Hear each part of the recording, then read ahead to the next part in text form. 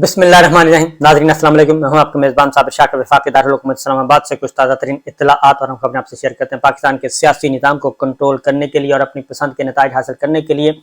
जिद्दोजहद जारी है। बहुत ही गंभीर किस्म की स्ट्रगल दरूने खाना भी और ज़ाहिरी तौर पर भी हो रही है, लेकिन इस सिस्टम को कंट्रोल कैसे किया जाए और किस तरीके से अपने पसंद के नताइज हासिल किए जाएँ, ये एक मुहिम्मा बना हुआ है। और अब टाइम वाक़तन कम रह गया है और उसकी रीज़न है कि अगस्त महीने में पार्लियामान ने मुद्दत पूरी कर लेनी है और अगस्त तकरीबन आ ही चुका है। दरमियान में ये बजट सेशन चल रहा है और बजट सेशन के बाद फिर जोड़ तोड़ का सिलसिला दोबारा शुरू होगा। लेकिन एक अहम डेवलपमेंट हो रही है और वो अहम डेवलपमेंट बैकडोर चैनल पे हो रही है और 2-3 कबीले आपस में मिलना चाह रहे हैं। और अगर वो 2-3 कबीले आपस में मिल गए तो खेल जो है वो काफ़ी हद तक हाथ से निकल जाएगा। और जो कुछ सोचा जा रहा है या मुस्लिम लीग नवाज कम अज़ कम जो सोच रही है और नवाज शरीफ साहब जो कुछ सोच रहे हैं और मरियम साहिबा जो प्लान करके बैठी हैं और एक स्ट्रेटजी दे रही हैं और अपने हदफ हासिल करने की कोशिश कर रही हैं, तो मुस्लिम लीग नवाज को ख़ास तौर पे काफ़ी बड़ा धचका लग सकता है अगर ये 2-3 कबीले आपस में इत्तेफाक से बैठ गए और आपस में उनकी कोई अंडरस्टैंडिंग हो गई। तो ये 2-3 कबीले क्या चाहते हैं और इनके मामला कहाँ तक फंसे हुए हैं और कहाँ पे मामला हल हो सकता है, इस पे बात करेंगे। लेकिन सबसे पहले कुछ जो स्पॉट फिक्सर्स हैं, आपको पता है कि हर सिस्टम में हर इदारे में स्पॉट फिक्सर्स मौजूद हैं। वो अपने ज़ाती फ़ायदे और ज़ाती चमड़ी दमड़ी बचाने के लिए वो कुछ ना कुछ करते रहते हैं। और इसीलिए इस वक्त जो सबसे बड़ा मसला बना हुआ है वो है पाकिस्तान तहरीक इंसाफ के साइज़ को कम करना। ये बात नोट कर लें कि ये सब जानते हैं कि पाकिस्तान तहरीक इंसाफ को ख़त्म नहीं किया जा सकता किसी भी सूरत में। पाकिस्तान तहरीक इंसाफ को किसी भी सूरत में ख़त्म नहीं किया जा सकता। उनका वोट बैंक ख़त्म नहीं हो सकता। वो वोट बैंक रहेगा, इंटैक्ट रहेगा और उस वक्त तक रहेगा जब तक के उस वोट बैंक को और उन वोटर्स को, सपोर्टर्स को हक़ राय दही इस्तेमाल करने का मौका न मिल जाए। एक दफ़ा उस वोटर ने ज़रूर निकलना है, अपना गुस्सा, अपना कथारसिस जरूर करना है। खा उस पर पाबंदियां लग जाएं, खा आप पाकिस्तान तहरीक इंसाफ को उठा के बाहर फेंक दें, इमरान खान को जेल में डाल दें, जो मर्जी कर लें, एक दफा उस वोटर को जो उसके अंदर गुस्सा है, उसने गुस्सा निकालना है। अब वो आराम से निकालने दिया जाए और उस वोट बैंक के साथ साथ चला जाए और इनके साथ मामला सेट कर लिया जाए, तय कर लिया जाए और अपने पाकिस्तान के उस वोट बैंक को पाकिस्तान के मुस्तकबिल की बेहतरी के लिए इस्तेमाल किया जाए। ये एक तरीका है। दूसरा है कि उस वोट बैंक को आप उसके गुस्से को बजाय इसके कि वो कथारसिस करें, अपना गुबार निकालें एक बैलेट के ज़रिए, अगर आप उसको जितना अरसा तक दबा के रखेंगे वो प्रेशर कुकर की तरह वो गैस जमा होता रहेगा और वो फटना है किसी ना किसी दिन। तो इसलिए इसकी सिंपल सी सादा सी मिसाल मैं आपको दे देता हूँ कि पाकिस्तान पीपल्स पार्टी 11 साल ज़ियाउल हक साहब ने उनको दबा के रखा और वो प्रेशर कुकर पे खुद जाके बैठ गए थे। उन्होंने कहा था कि नहीं, पीपल्स पार्टी को नहीं हिलने देना। लेकिन वो 11 साल बाद जब वो प्रेशर कुकर फटा है तो उसमें से वो Pakistan peoples party vote bank, उनका वोटर जो है वो वहीं पे वहीं खड़ा था, बल्कि 2-4 बढ़ गए थे और मोहतरमा बेनज़ीर भुट्टो ने हुकूमत बना ली थी। बहरहाल एक स्क्रिप्ट दिया गया है और वो स्क्रिप्ट दिया गया है उन लाइक माइंडेड जर्नलिस्ट को, दानिश्वरों को, जो कि बहुत ज़्यादा क्लोज हैं। किसके? एक तो पीडीएम के क्लोज हैं और मुस्लिम लीग नवाज के क्लोज हैं और दूसरा वो क्लोज हैं एस्टेब्लिशमेंट के। अब चूँकि एक माहौल बनाया जाना मकसूद है कि किसी भी तरीके से डिमोरलाइज किया जाए और ऐसी खबरें फेंकी जाए मार्केट में, ऐसी खबरें डाली जाएं कि मीडिया भी डिमोरलाइज हो जाए। और अगर कोई दानिश्वर और मीडिया पर्सन्स और वो खड़े हैं, दरमियान में खड़े हैं, पुलिस सराहत से गुजर रहे हैं और वो अंदर खाने वो समझते हैं कि नहीं, अभी इमरान खान साहब के साथ ज्यादती हो रही है और इन्होंने वापस आना है, और इस तरीके से जो पॉलिटिकल प्लेयर्स हैं वो भी जो दरमियान में खड़े हैं, नजर मारे, झाती मार के देख रहे हैं, तो उनको भी कंफ्यूज करना मकसूद है कि उनको भी कंफ्यूज किया जाए, डिमोरलाइज किया जाए, पीटीआई के वोटर को डिमोरलाइज करें। क्योंकि वोटर्स की और सपोर्टर्स की कैटेगरीज होती हैं। एक तो होते हैं हार्डलाइनर, वो तो जो मर्जी हो जाए, दिन हो, रात हो, सर्दी हो, गर्मी हो, तूफान हो, गोली हो, लाठी हो, जो भी है, उन्होंने तो अपना वोट देना ही देना होता है अपने लीडर को। तो दूसरा होता है जो جو شفٹ کرنے والا ہوتا ہے وہ کھڑا ہوتا ہے، وہ دیکھ رہا ہوتا ہے کہ نہیں یار یہ لوگ اچھے ہیں، لیکن پھر وہ سوچتا ہوتا ہے کہ یہ لوگ تو اچھے ہیں لیکن ایسا نہ ہو کیونکہ ایک فیصلہ ہو چکا ہے کہ انہوں نے تو آنا نہیں، اس لیے ہمارا ووٹ نہ ضائع ہو جائے، پھر وہ سیکنڈ آپشن کی طرف جاتا ہے کہ چلیں اس دفعہ اس نے تو نہیں آنا تو ہم سیکنڈ آپشن کر لیتے ہیں، اگلی دفعہ ہم واپس شفٹ ہو جائیں گے۔ تو اس جو شفٹنگ والا ووٹ ہے جو اس طریقے سے کھڑا ہوتا ہے ڈاماڈول، اس کو اپیل کرنا ہوتا ہے۔ تو آج کل جو باقاعدہ طور پہ ایک نیریٹو دیا گیا ہے اور وہ نیریٹو بڑے کانفیڈنس کے ساتھ بیان کر رہے ہوتے ہیں کہ دیکھیں جی 2-3 باتیں سن لیں، وہ اس طرح سے شروع ہوتے ہیں۔ نمبر 1، عمران خان صاحب مستقبل جو اگلا الیکشن ہے عمران خان صاحب اس میں نہیں ہے، عمران خان صاحب اس الیکشن سے پہلے جیل میں ہوں گے، ان کی بیگم جو ہے وہ بھی جیل میں ہوں گی، یا جیل میں ہوں گی یا پھر ان کو وہ وعدہ معاف گواہ بن چکی ہوں گی، لہٰذا یہ تو پتہ ہی صاف ہو گیا ہے، یہ فیصلہ ہو چکا ہے۔ اور پھر یہ بتایا جاتا ہے بڑے کانفیڈنس کے ساتھ یہ بیان کیا جاتا ہے کہ عمران خان کے خلاف ایک سے زیادہ مقدمات ایسے ہیں جو بالکل بلیک اینڈ وائٹ میں ثابت شدہ ہیں، اس لیے عمران خان صاحب کا سوال ہی پیدا نہیں ہوتا۔ پھر یہ کہا جاتا ہے کہ عمران خان صاحب نے تمام ریڈ لائنز کراس کر گئیں، 9 مئی جو ہے وہ بس آخری دن تھا، لیکن یہ سارا ماحول بنایا جاتا ہے اور اس لیے وہ ساتھ ہی ساتھ بتاتے ہیں کہ لہٰذا پاکستان ان کو الطاف حسین بنایا جا رہا ہے، عمران خان کو الطاف حسین بنایا جا رہا ہے، اور الطاف حسین تو پھر وہ کہتے ہیں، پھر ساتھ ہی کہتے ہیں کہ الطاف حسین تو پھر بچ جائیں گے، لیکن عمران خان الطاف حسین سے بھی آگے کی کوئی چیز ان کو بنایا جا رہا ہے، بس وہ کہتے رہ جاتے ہیں کہ کلبھوشن بنایا جا رہا ہے، اس سے پیچھے بس کلبھوشن کا نام لیتے رک جاتے ہیں۔ بہرحال یہ ایک دیا گیا وہ ایک ہوتا ہے ذہن سازی کا پروسیس ہوتا ہے اور سائیکولوجیکل امپیکٹ ڈالنا ہوتا ہے، اعصابی حملے کرنے ہوتے ہیں، یہ سارا کچھ کیا جا رہا ہے اور ان سے پھر متاثر ہو کے پھر یہ ہیں وکٹیں، وہ کہتے ہیں جی گرنا شروع ہو گئیں اور مزید وکٹیں گر رہی ہیں۔ تو یہ ساری چیزیں اپنی جگہ پہ موجود ہیں کیونکہ ظاہر ہے ان کو عمران خان صاحب کے جو کٹ ٹو سائز کرنا ہے ان کو کنٹرول کرنا مقصود تو ہے، کیونکہ یہ تو ممکن نہیں ہے کہ ایک پارٹی کو آپ کھلے عام اتنا موقع دے دیں کہ جناب وہ کھلے مینڈیٹ کے ساتھ آئیں اور اس کے بعد سب کو بلڈوز کر دیں، تو اس لیے وہ تو سارے کام کیے جا رہے ہیں، سیفٹی وال جو ہیں وہ ان کا بندوبست کیا جا رہا ہے اور پل باندھے جا رہے ہیں سٹیپ بائی سٹیپ کہ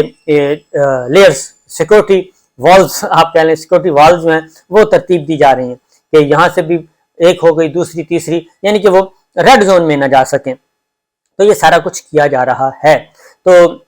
یہ اتنا آسان ہوتا نہیں ہے لیکن مینیجیبل ہے، ہو جاتا ہے۔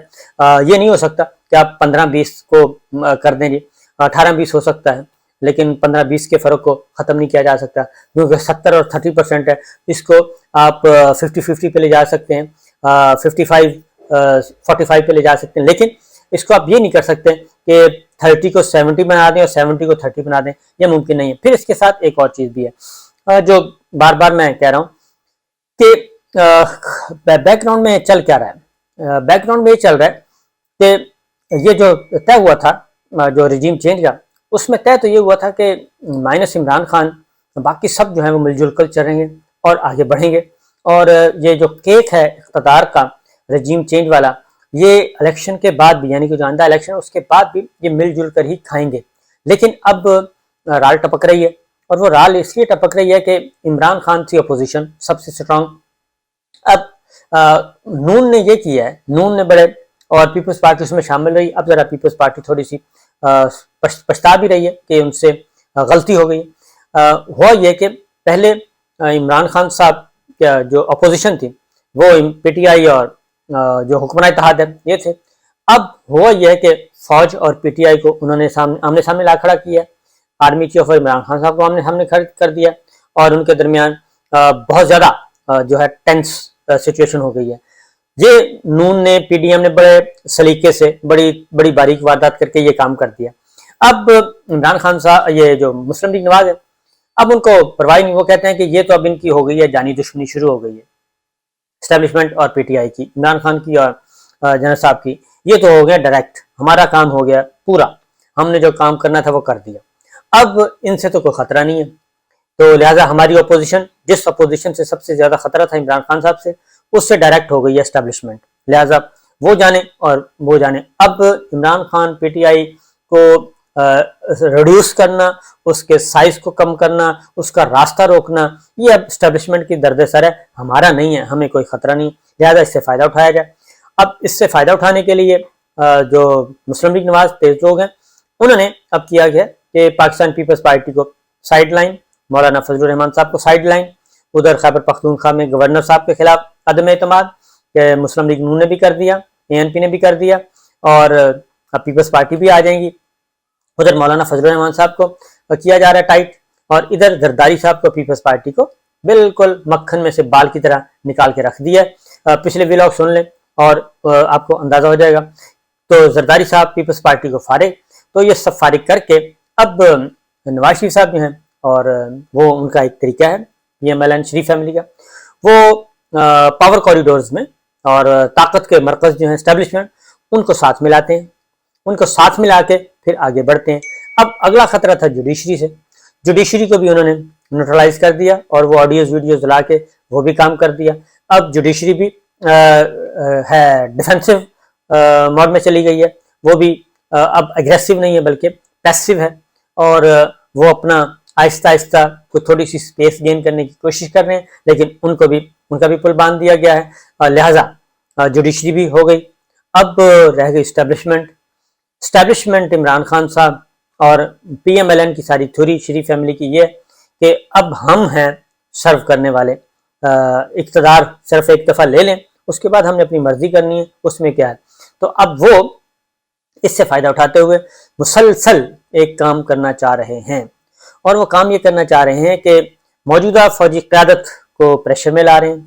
کہ جناب اب نواز شریف صاحب کو واپس لائیں۔ اب نواز شریف صاحب کی واپسی ہوگی اور ان کو ریڈ کارپٹ پہ لے کے آئیں، اور اب تو انہوں نے نواز شریف صاحب نے BA بھی کر لیا ہے، ان کی ڈگری بھی لے لی ہے، جو سورسز بتا رہے ہیں ان کی ڈگری بھی آ گئی ہے BA کی، اور 1968 میں انہوں نے BA کیا تھا، لیکن ڈگری شاید نہیں تھی یا گم گئی تھی یا کیا تھا، تو وہ اب لی ہے، اور 340 نمبروں سے BA پاس کیا تھا بقول اس خبر کے، تو یہ BA بھی کر لیا۔ اب اس میں اب دیکھنا یہ ہے کہ ریڈ کارپٹ میاں صاحب کو کیا ریڈ کارپٹ دیا جا سکتا ہے، اور جو میاں صاحب جو ہیں، خاص طور پہ مریم صاحبہ ادھر وایا جاوید لطیف صاحب اور اپنے جو ماؤتھ پیس ہیں، ان کے ذریعے جو کنوے کرنا چاہ رہی ہیں، اب وہ اسٹیبلشمنٹ کو پریشرائز کر رہی ہیں۔ اب اگر یہ سارا کچھ ہو جاتا ہے، کیونکہ وہ آہستہ آہستہ بڑھ رہے ہیں ستمبر کی طرف، جسٹس قاضی فائز عیسیٰ صاحب اور ان کے ساتھ آ گئے، اور نون اور جسٹس قاضی فائز صاحب سمجھتے ہیں کہ جسٹس قاضی فائز صاحب آ گئے چیف جسٹس،